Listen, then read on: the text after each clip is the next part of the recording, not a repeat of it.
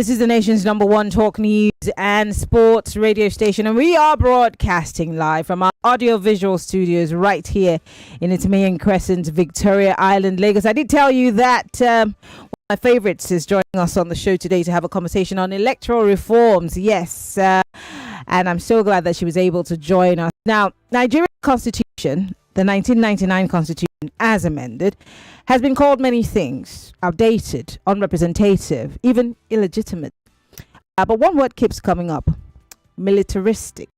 It was drafted by a military regime without broad-based citizen input, and it continues to centralize power in Abuja, leaving states weak and citizens frustrated.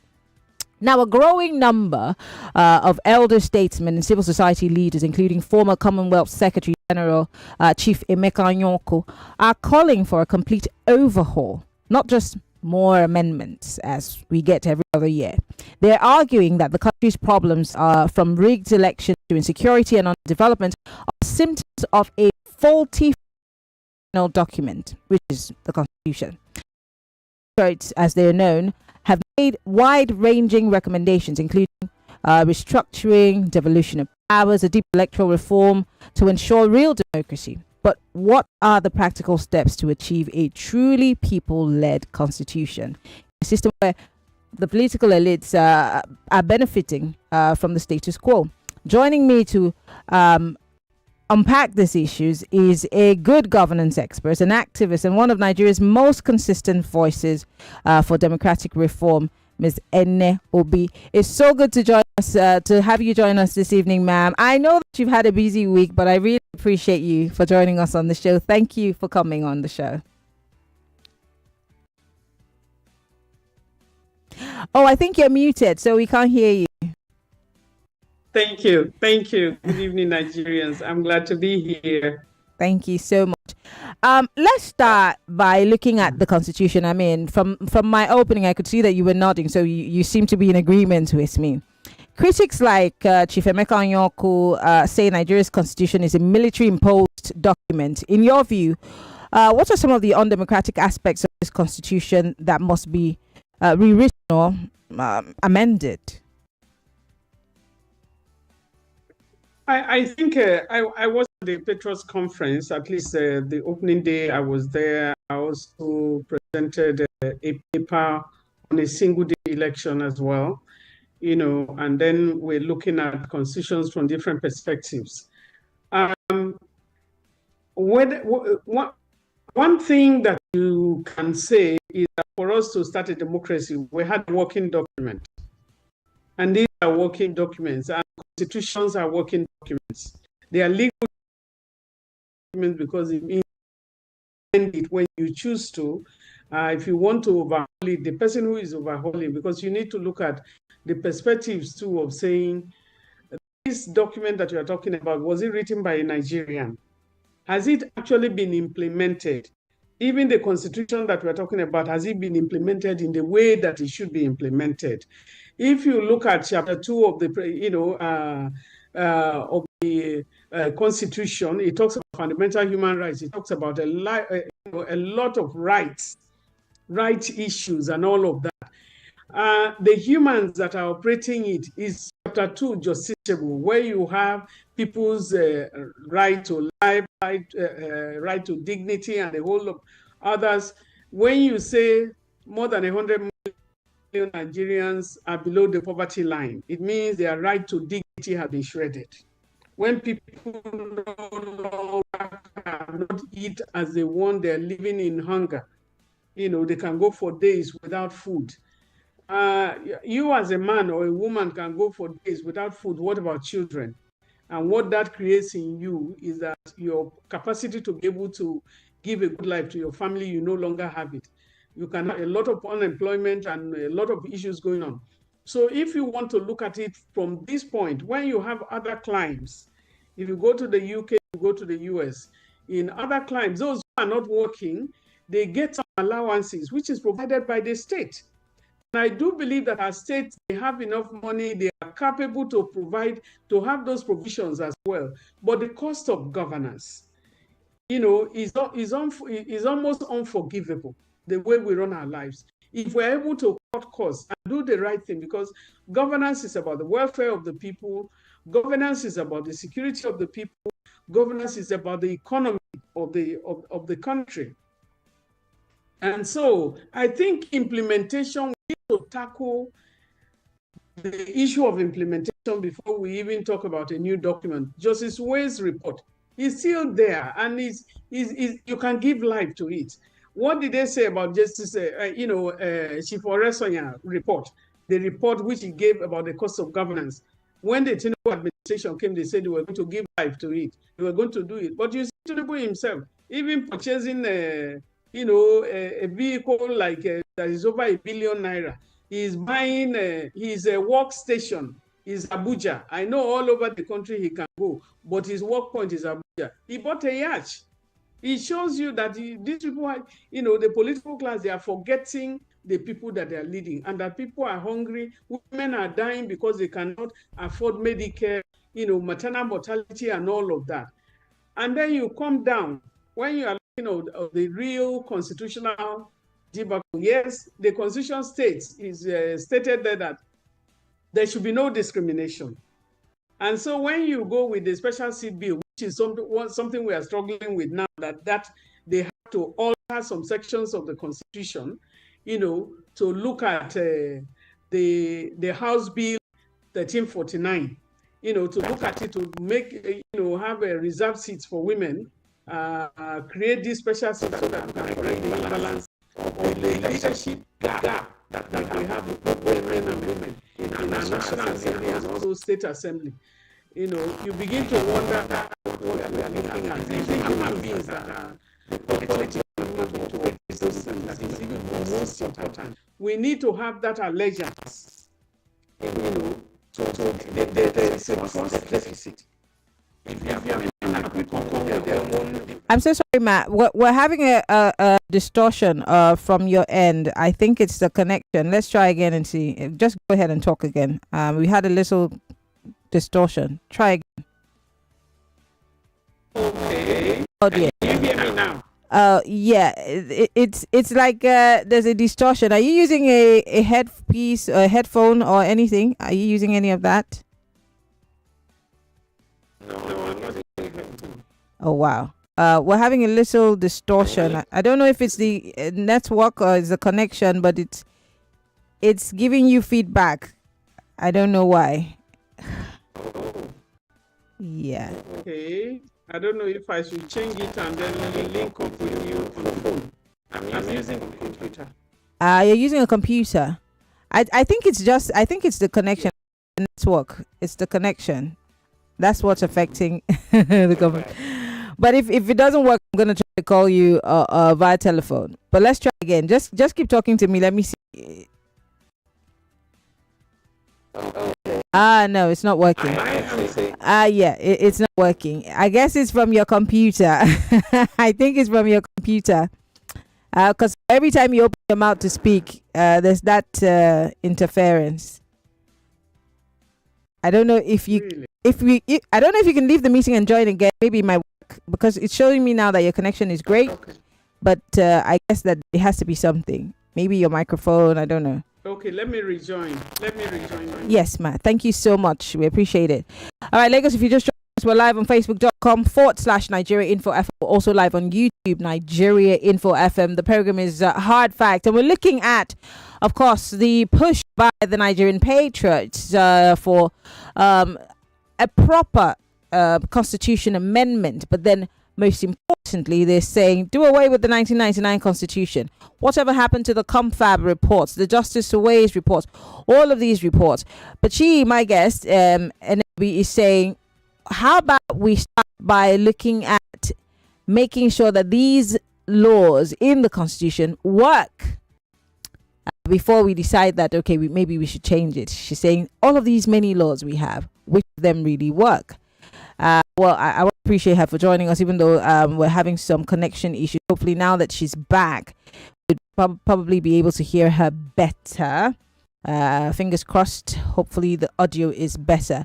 Can you hear us, ma'am? Okay. Yes, I can hear you. Oh dear. It is bad. It is bad. It has. And it's a network because every other thing. Now it's clearer. Now I can hear you without that. I don't know where that thing is coming from. Maybe it's the network. The moment you spoke, I could hear you clearly. Okay. It's working. Can you hear me now? Perfect. This works now. Perfect. Okay. Because we have spent time, right. Let's move on. So you've told us that what you think a people-led constitution will look like. In fact, you're talking about implementation and the workability of these laws as opposed to trying to change the document. There are those who have also said that this constitutional review that we see happening now in different regions across the country is just for the National Assembly, because we've had, like you said, the confab under the Jonathan administration, the Justice Aways report. In fact, I think the APC also had some sort of confab of theirs that, you know, because they didn't attend the one that Jonathan put together, so they had one which was led by El Rufai, I think, at the time. That document is also gathering dust somewhere. The question is, how do we make sure that this is not just another piece of document, taxpayers' money is wasted on these tea parties, at the end of the day we move on with business as usual? You know, you have the National Assembly. The National Assembly, their duty is to make laws. And so they have to make laws, but it is them that have the mandate of the people to be able to make laws. If not, what is the National Assembly there for? They are to make laws. So it's not an aberration for us to be having the issue of constitutional amendment now. You know, I think it's been a while since the Constitution was amended. There was a time during Obasanjo's regime, the Constitution, the write-up then, they took a whole lot, you know, to do a lot of writing, but the third term agenda was the one that killed it. And what they did was, because the third term, you know, was not passed, they just threw off everything. If they had not thrown off everything, I think a lot of things that have been tendered today would not be tendered. And so that happened. So I think this is one of the most major constitutional amendment drive. You know, I went to, I attended some of the public hearings and had some team members to attend others. So it's very interesting how many people are agitating, what they're agitating for. It's left for the, members of the National Assembly to look very well, and members of the State Assembly to look very well about the immediate things that they need to do. What are the things that require amendment there? Is it convincing? Does it affect so many people? Or, you know, it's just a segment of a word. Let it not be politically driven, but rather it should be driven out of the needs of the people, and let it be targeted towards the welfare of the people. So it's not just a jamboree.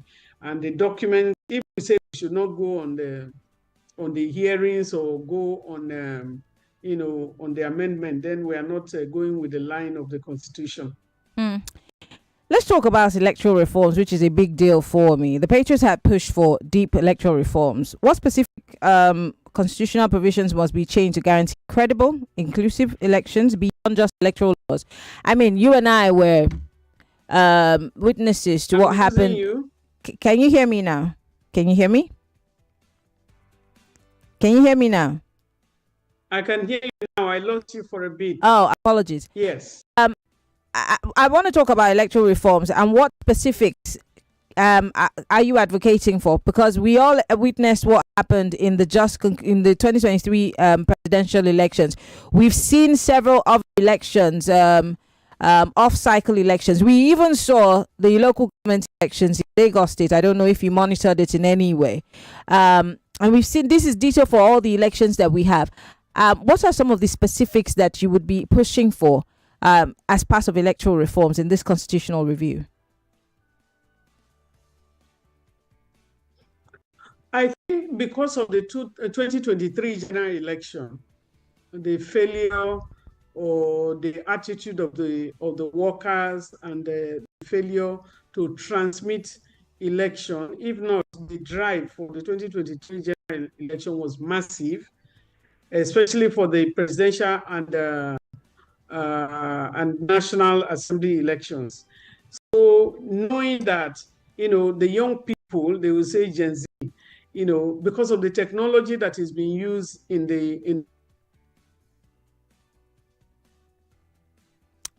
we have lost you for a second there. Can you hear me? Oh dear. We lost you for a second. Yes. Okay. Yes. Yes. The system threw me out. Oh dear. Apologies. And thank you. So for the technology made people to start trusting again because they believe that their votes will count. Mm-hmm. And so that led them to believing that they can vote.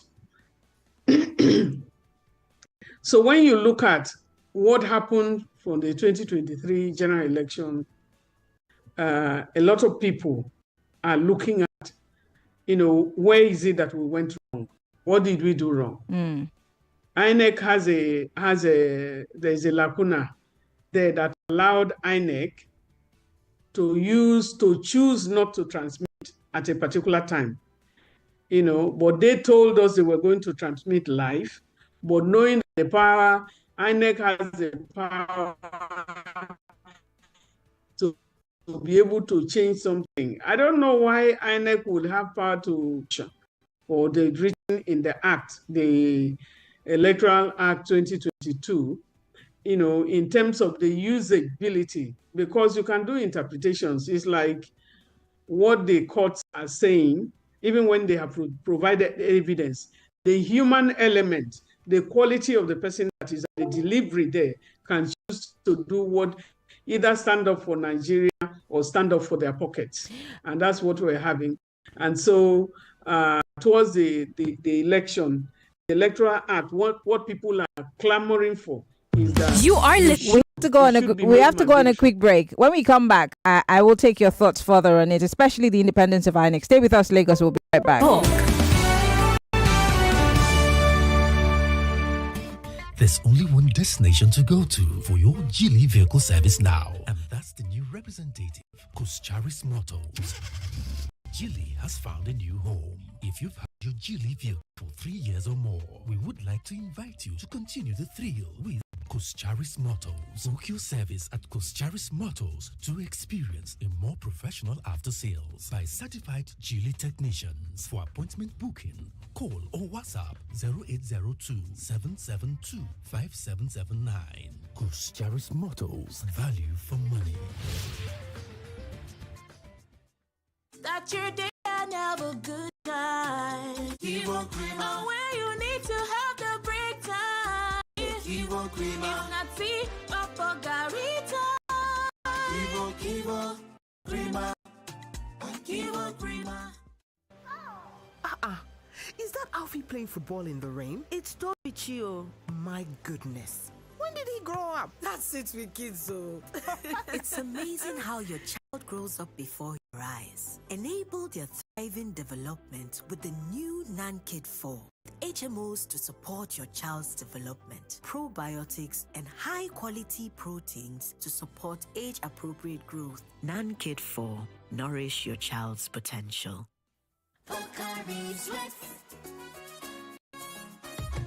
My ions, please, can't get enough. My ions, please, vitamin now. It go rehydrate you, yeah. Replenish your ions with Pocari Sweat. Rehydrate you faster, easy we observe. Pocari Sweat, give me some more. Pocari Sweat. Kitchen game, there are players and then Agba Ballers. MVP, Player of the Year, 10-0, no rival. Become an Agba Baller with the new improved Maggi chicken flavor, made with a flavor formation of onions, celery, turmeric to bring out your top game in the kitchen. Elevate the taste of your everyday dishes with delicious rich chicken flavor. Oh yeah, let's go. New Maggi chicken flavor, my game changer. All right, right, class. Settle down. Today, let's talk about how you started your day. We got dressed and had pancakes with John Vance 3-in-1 chocolate for breakfast. My mom makes John Vance 3-in-1 chocolate for us too. My mom calls it instant goodness. My sister and I always put it inside our pap. It's so yummy. John Vance 3-in-1 Chocolates is a chocolate drink made of rich cocoa, milk, and sugar. Available nationwide in stores. John Vance 3-in-1 Chocolate. Enjoy instant goodness. I don't know, man. These days, all you hear is save, invest, save, invest. Wait, how do you guys find this money? Is it not someone that is settled that will have money to save and invest? And even if I manage to invest or save, the interest rates are so low. And one can lose money in all this crypto, NFT, blockchain, and so on.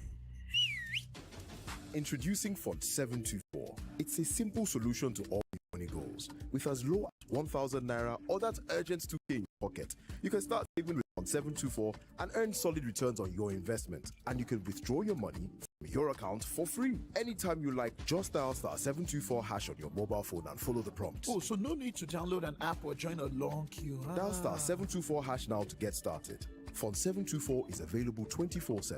Guarantee Trust Fund Managers is a subsidiary of Guarantee Trust Holding Company PLC and regulated by the Securities and Exchange Commission. Okay, so this is your total. Do you need anything else? Yeah, I would like to pay for the person at the back. In fact, add 1 pack of Malta Guinness. Guy, I won't give you my number. Why are you paying for me? I just feel like doing good. I don't need a reason to share goodness. Goodness is not just an expression, it's a way of life. So share the goodness with someone today. Bro, one for me too, Abby. Yes, so 1 cold Malta Guinness for you too. Malta Guinness. Enjoy a world of good. Every day when my children return from school, I don't recognize them. Hello, do I know you? It's us, mommy. But these dirty, sweaty uniforms and socks were clean in the morning. Everything don't transform. I understand though. School is hectic. It takes energy to come home this transformed. So I make sure they have some nutritious Milo at breakfast. Your kids need nourishing energy. Give them Milo at breakfast. It has nutrients that support energy release to help them get the most out of their day. Milo, energy to go further. Ah, finally. Finally what? I've been trying to reach your phone for days. Oh, so sorry. Telecommunication services have been very poor in my area lately. Some hoodlums vandalized the telecoms masts around here. Ah, they tried it in my area, but guess what? Our people now protect the mast as if our lives depend on it. Wise move. I must tell my husband to raise the issue at our community meeting so that we too can protect all our telecom masts. Exactly. You see, when telecom masts and fiber cables are destroyed, every area of our life, from education to healthcare to banking operations and the entire economy, is affected. Vandalizing telecommunications infrastructure harms everyone. Dial 622 from any network or send an email to protect@ncc.gov.ng to report suspected cases of vandalism. This message is brought to you by mobile network operators and towercos in collaboration with the Nigerian Communications Commission. 99.3 Nigeria Info. Your number one station for talk. Let's talk.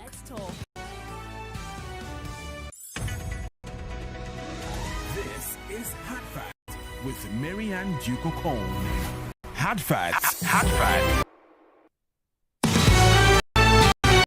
It's still Hard Facts. 31 minutes gone past the 5 o'clock hour on the Big Hard Facts. Today we're talking about constitutional review and most importantly, electoral reforms, because whether we like it or not, the politicians are strategizing for 2027 while we're in 2025. No one's talking about good governance. No one's talking about infrastructural development. No one's talking about food as a result of the fact that terrorism is bedeviling the areas that are supposedly the food baskets of the nation. But everyone is not talking about that.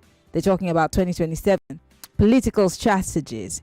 Where do we come in all of this? Are we being considered? Are we at the center of all of these considerations, or are they doing it just, to save face? My guest is here with us, of course, talking about some of the people who are pushing and advocating for these electoral reforms. And as she has told us that she sat in some of those hearings and has listened to some of the conversations. NLB is a former ActionAid country director. She's also right now the chair of NEAT initiative, and she's been talking to us via Zoom. Ma'am, before we went on that break, we were talking about, the promises that INEC made before the 2023 elections, as opposed to the delivery that we saw during and after the elections. Let's talk about the questioning of INEC's independence. Every election cycle, people continuously question, the independence, that I that's at the beginning of INEC. Should funding and leadership appointments constitutionally be insulated? I mean, is there a possibility for us to say, okay, now INEC will not be the head of INEC will not be an appointment, a political appointment, as opposed to we the people saying, come show us your CV, let's look at your track record if you're fit to run that place. Also, should we be having conversations about proportional representation or independent candidacy as part of this constitutional amendment?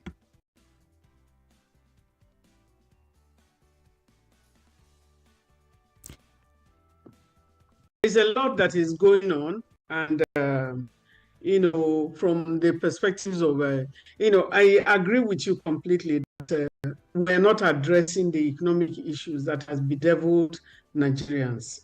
The kind of inflation that we're having as women, what are we talking about? And that's why we're talking about the special seat bill. In the fact that we need more women representation, because men don't seem to know the kind of hunger that we have in the land. There are so many women who cannot put food on the table for their children. There are so many people who are going to bed hungry every night. This is the first time that we know Gari has become an essential commodity for those who have it on their table as a meal. That used to be the cheapest, food for the common man, or somebody who is working and not yet receiving good salary. He can buy, Gari, put some ekpa there, just put granite and push the hunger to another level. You can't afford that now. For those who are earning minimum wage, they can't afford those things now. It has become essential. And so when you want to relate the constitutional drive for constitutional drive, and that's why we're paying attention, because we say what we have is a male parliament. Who is talking about the women who are in IDP camps? Who is talking about the Chibok girls that are still under captivity? Who is discussing them? The politicians are moving on. It takes a woman to know that when a woman is abused, it doesn't go away. It becomes a psychological torture. It is women that know that there are so many girls that are being raped and they have unwanted pregnancies. As a result of that, so many children have been born without knowing the parents, because they give birth to them and then they give them away because they don't have emotional attachment to them. But these are Nigerian children. So we have a lot of social issues that is running around because of inflation, because of unemployment, because of underemployment, and because of the government deafness to the needs of the people. A lot of the governments, some are making use of some things. Some of the governments are responding. I'm told that when you go to Abia now, people are saying that for 5 months, their light has not blinked. That's governance. And having been in Abia, at one time, I worked in Abia for about 10 and a half months. And I know what the capacity of that state, the capacity of area market. But when you go to the market, you see, the whole of the market generator is going on in one direction, another one is going in the different direction. If you see the kind of their shoe, then the shoe, the shops where the shoe factories inside markets. And you can get the size, just like the time I went to China so many years ago. If you have like 20,000, you find where you buy the type of shoe that 20,000 your money can buy. If you have $100, area market is like China, but now they have electricity introduced to them with minimal cost, and they can now produce. They can become creative. They can become innovative co-creation with the state and all of that. We should be talking about these things.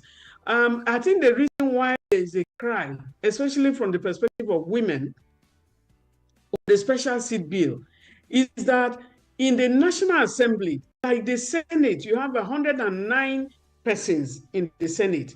You have only 4 women. In the House of Assembly, in the House of Representatives. Oh dear. The connection has cut us off again. Are you there? Can you hear me? Oh dear. We're going to try and get our guest back. I think that her connection just cut off. 0201-277-0993. That's the number for you to call. In a bit, we'll open up the phone lines. But we're live on Facebook.com/Nigeria Info FM. We're also live on YouTube, Nigeria Info FM. The connection has been really wonky today. It's everywhere. I was in a meeting earlier today, and half the time the internet just kept putting me in and out of the meeting. So I kind of understand where you're coming from. So what do we do with INEC? What are the recommendations you will be pushing for INEC? No, okay, let me finish that aspect that I was talking about. Yes, women. In 14 states, you don't have even a single woman as a member of the House of Assembly. In all of these states, you have committees on women, and there are no women. So you have the chairman of the women committee as a man. You have the membership as men. What do they know what women feel? Do they know about labor? Do they know about women with obstructed labor? Do they know about what it is to go to the labor room and you are trying to push and the baby is not coming? That is life and death decision to be taken. And your husband is not working. If you are not working, your husband is not working, and it is CS to be done, and you have no money. And these days, because they say, where is the deposit? And the money they are using for CS or something like that, I've had to release people from the hospital to the tune of maybe 360,000 or thereabout or more. Wow. You know, because many women are discharged from the hospital.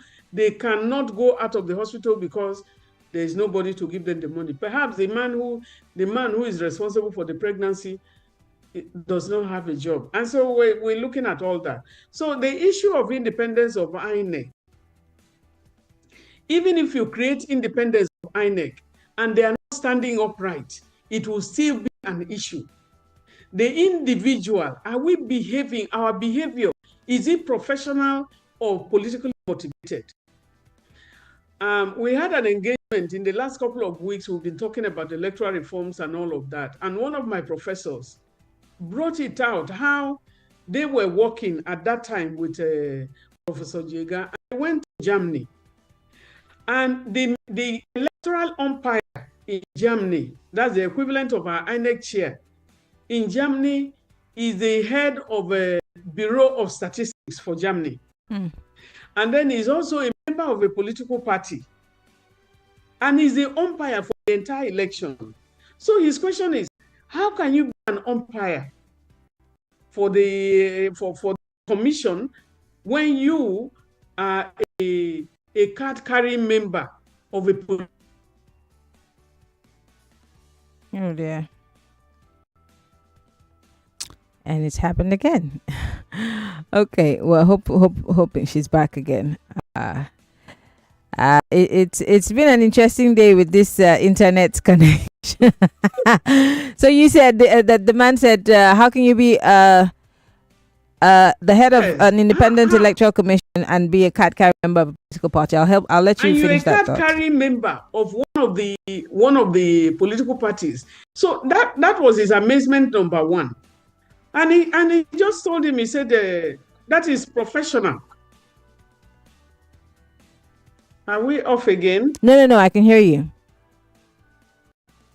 Can you hear me? I can hear you. Yes, I can hear you. I can. Can you hear me? Yes, I can hear you. Can you hear me? Okay. So the question then is, are you, why would you be a card-carrying member of one political party and then you are you are the umpire declaring the result of the election. That was one slot. The second point there was how come Germany is not using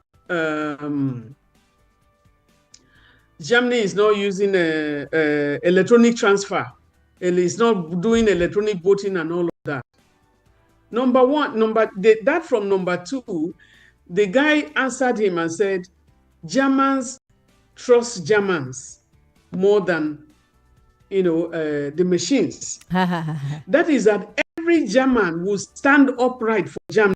And not, and that he is professional in his conduct. His membership of a political party does not jeopardize his Germanness. So he behaves, is professional. He will do the right thing for Germany. It's not about the distance. So your professional code is your professional code. Your party code, you divide that, you shave that. You can go and vote for the person that you like, even as an umpire. But when it comes to the real result, you declare the actual result because Germans trust Germans. But we have trust deficit. And so we don't believe in anything that many of them are doing. And so, we had problem. I used to be the convener of the Nigerian Civil Society Situation Room. At one point, meeting with the commissioners and talking with them, you always engage with them and say, look at, they wanted to appoint somebody. There was a time that we had the case of Loretta Onoche, who is a card-carrying member of APC, and they wanted to bring her in as a commissioner. And we said, no, give her a position. You have a lot of positions at work, but don't give her the INEC, because the constitution is very clear. It must be a non-partisan person to occupy that position. But that's how they've been sneaking in. There's one that they even putting somebody in court, taking somebody to court there because they dared to query that this person you are bringing in is a relation of this person, and so there is a conflict of interest. So we have issues that we need to tackle. The quality of Nigerians, a sense of patriotism, doing the right thing, standing upright for Mr. Nigeria. Standing upright for the children of Nigeria. We need to reorient ourselves and come back to the value of those days that can bring meaningful life to Nigerians. How much trust do you have in the process? I want to open up the phone lines, Lagos. We're live on Facebook and on YouTube, Nigeria Info FM. Send me a WhatsApp message on 08095975805. But how much trust do you have, Ms. Ene, in the process that is ongoing? As much as you have great intentions, the patriots have great intentions. I saw the former governor of Akwa Ibom State walk out from one of those sessions while Maryann Okon was speaking, and meaning that he didn't agree with some of the things. How much faith do you have in the process that these measures that you're pushing for will be prioritized? For me, when I went to the Petros meeting, I was invited, and I went for the meeting. I remember I was joking with one of my friends now. I said I went into a room and they said there is an ancestor in the room, meaning that I have become an ancestor. But when I went to the Petros meeting, I saw Chief Emeka Anyaku, His Excellency. And he, for him, at the age of 92, and he sees standing tall for Nigeria and he's talking Nigeria. And I'm looking at myself. I say, so if you're saying I'm an ancestor, okay, you call this one our forefathers. The fact that they are on the stage and you are not on the stage, it means you have a lot to be desired. Because Nigerians are going into docility. Everybody is becoming docile. Okay, they are struggling. You are looking at the Nigerians who are asking everyone to stand upright, to do something meaningful for Nigeria, are strange Nigerians. On the 1st of October last year, I was on a flight with some people. We came down and I was waiting to pick up my luggage in Lagos. And somebody just said, Ene, you are here, picking up your luggage. So if you are here, who is going to demonstrate on October? And I'm looking at them. I said, oh, you are not a Nigerian. No, what about you? Why are you leaving a few people to become like scapegoats? Why is Nigeria going into silence? You are not fighting for your right. Your country is being affected. We need to reclaim Nigeria. We need better things to be done for Nigeria. We need to all come together. When it is a no, you need to tell people, don't sing praises when you should query people and hold them accountable. So for us, we will continue to hold people accountable, and we should never relent. Tell the people the truth, because it's like me getting to tell the INEC chairman, you conducted an excellent election. 2023, your election was so good. Even the man will know that you are an enemy. Because he will know that he did not do well. But you are telling him, you are singing praises for him. And we have praise singers that are not telling people the truth, which is very, very sad. We need to refocus. We need to be patriotic. Well, Lagos. Nigerians are picking from the dustbin. This is not the Nigeria I know. And then you talk about the trust of what is going on, in Lagos or wherever. There is a general trust deficit. I don't know how we are going to mobilize for 2027, because the voter apathy level is so down.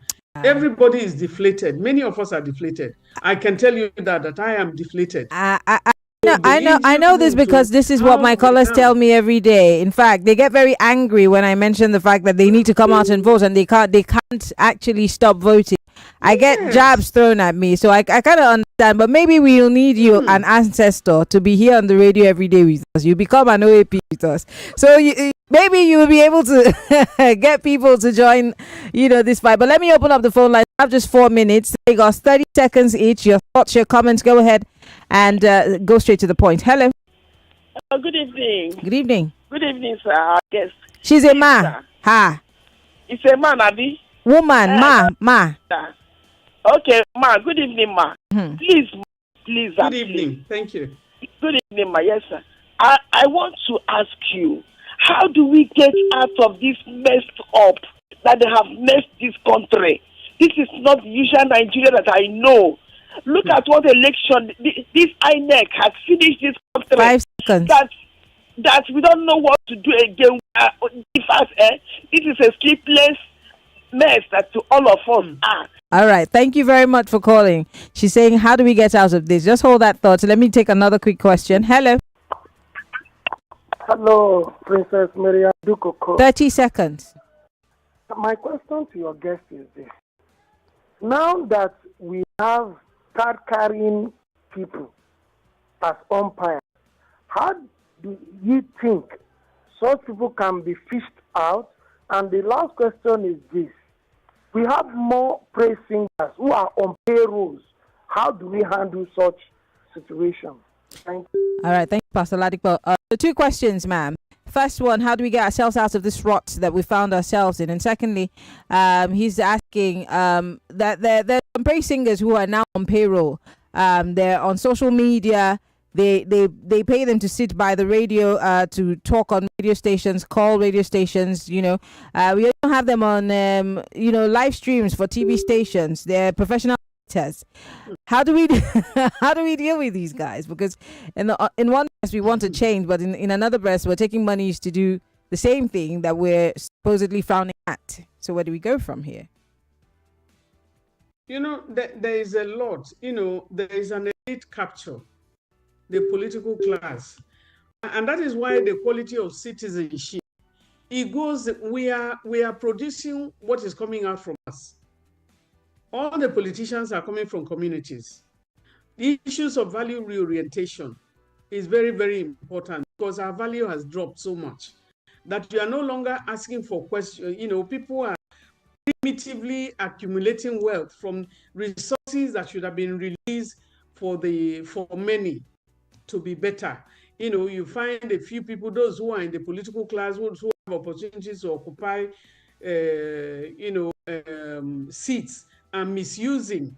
They are using their power, misusing their power.